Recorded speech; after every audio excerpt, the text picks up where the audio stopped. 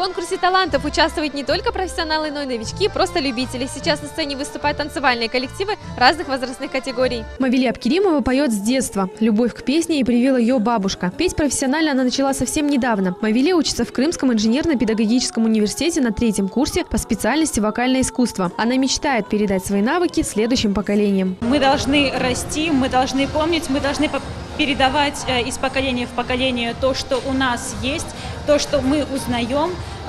Это все должно, конечно же, передаваться и обучаться. Это наша культура, это наш долг. Элина – студентка Крымского инженерно-педагогического университета. Музыкой занимается с 7 лет. Признается, когда впервые услышала звуки скрипки, тоже захотела научиться этому мастерству. Сейчас она играет в ансамбле «Сельсибиль», а также преподает уроки музыки в Красногвардейской детской школе искусств. Очень понравилось быть на сцене, выступать, показывать крымско-татарскую музыку современную. Нами движет любовь к своему народу, к родной нашей земле, к любимому Крыму.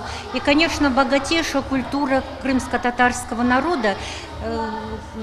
Хочется пропагандировать это искусство. Все участники выступили. Им осталось только дождаться решения справедливого жюри. Кто пойдет дальше, будет известно в конце мая.